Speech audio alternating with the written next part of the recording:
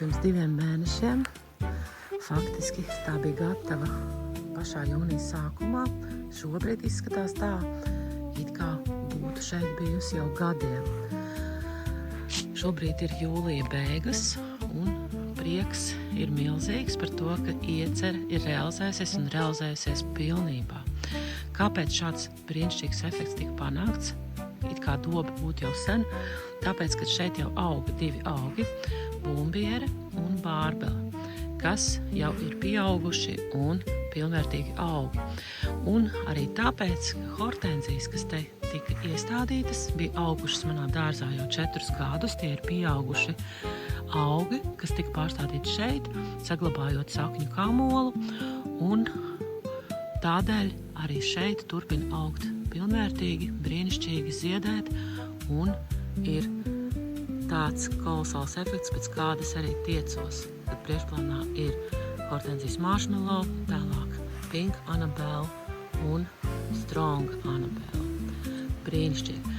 Bet gribu pastāstīt par augiem un kompozīcijām, ko šeit piestādīju klāt pie pamataugiem. Un viens tāds prieciņš ir šeit priekšplānā. Man aug 3 kaķu zāles, kas veido tādu brīnišķīgu ielociņu. Tie augi bija maziņi, kad es viņus te iestādīju, bet nu jau ir sakuplojuši. Un pateicoties apgriešanai, arī pietiekami izskatās pilnvērtīgi un itin kā sen jau šeit auguši. Tad vēl man šeit ir kompozīcija no 3 dekoratīvajām zālēm, no kurām šobrīd ir redzamas tikai 2. Trešā ir tur, kur aizgāja Džīna, starp hortenzijām šeit. Tātad, kad hortenzijas noziedēs un vairs nebūs galvenie augi, tad šī kompozīcija no 3 dekoratīvajām zālēm tā starp viņām veidos atkal tādu skaistu struktūru. Tad man ļoti priecē arī šī ideja par ložņu cekulēnīti, bumbieres pakājē, kas veido skaistu tādu košu paklāju. Tas ir augs, kas vispār arī zied ziliem tādiem ziediņiem, ziedu svecītēm, bet šobrīd neziedot, tas viņu skaistais lapojums vairāk ir sakuplojis, piepildījis šo te platību, brīnišķīgi veido tādu košu paklājiņu. 2 hostas maliņās arī tika iestādīts daudz vēlāk, kad viņas sakuplos, arī būs tāda skaista simetrija kompozīcijai. Tukšajās vietās es šeit iestādīju arī cinnijas, tātad cinnijas un kliņģerītes, kas šobrīd vairs neizskatās pārāk skaisti, un vēl vienu kaķu zāli. Ļoti patīk arī šī spirēja, kas tik tiešām veidota kā 2krāsainus ziediņus, gan rozā, gan arī tādus baltākus vienā ziedkopā, un brīnišķīgi arī iekļāvas tajā krāsu gammā, ko veido hortenzijas, kas ir rozīgi, aveņu sarkans, balts, un te tātad vēl spilgtāk šis tonīts ļoti labi iederās. Tāpat šeit ir arī tāda kompozīcija no 3 čīkstenītēm, jeb laimiņiem tumšajiem. Te viens, te otrs, mazliet savādāks, un te pat 3.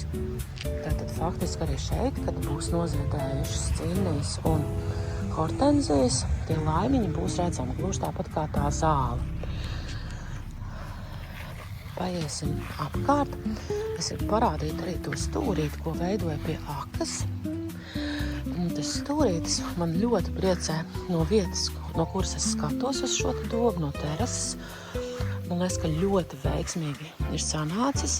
Tad šis te plīvuriņš augstāk ar tumšāk lielīgiem ziediņiem no Buenos Aireses verbēna.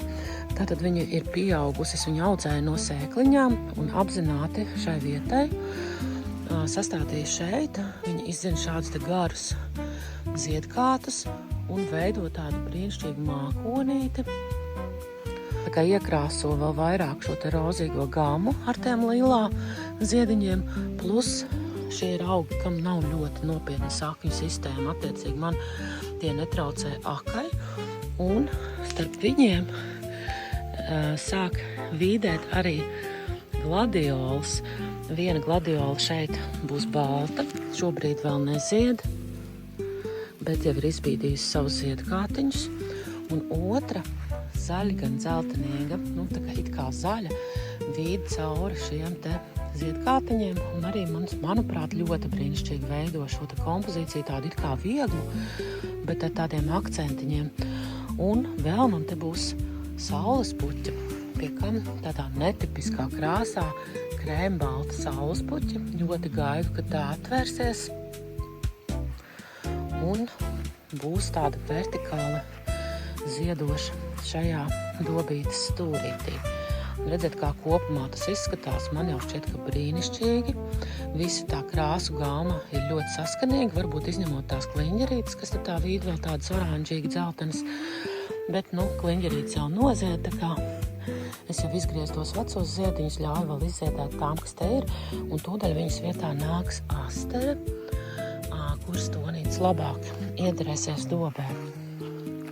Lūk, šādi izskatās mana izsapņotā dobe, un jāsaka, ka tiešām sapnis ir piepildījies. Es katru rītu un katru vakaru skatos uz to un priecājos, kā mana iecerē ir realizējusies un realizējusies pat labāk, nekā es biju domājusi. Pie kam, ja mēs atkāpjamies mazliet tālāk no šīs dobītes, tad iezīmējas vēl viens brīnišķīgs saskanīgs akcents, un tā ir šī uzpirkstenīte priekšplānā šeit, kas krāsas ziņā ļoti sasaucas ar marshmallow krāsu, arī tāda veca rozā, balgana, pilnīgi identiski sasaucas, un ir arī šīs te dobes, tāds priekšplāna dobes veiksmīgs akcents. Un otra lieta, kas sasaucas, ir tās kaķu mētras, kas ir gan šeit, gan tur. Tā kā itin kā doba turpinātos. Jā, protams, tā aka būtu jāpārtaisa, tas segums būtu jāveido kādā neitrālākā krāsā, droši vien brūnganā vienkārši, bet skatāmies uz puķēm, nevis uz to, kas vēl jāizdara.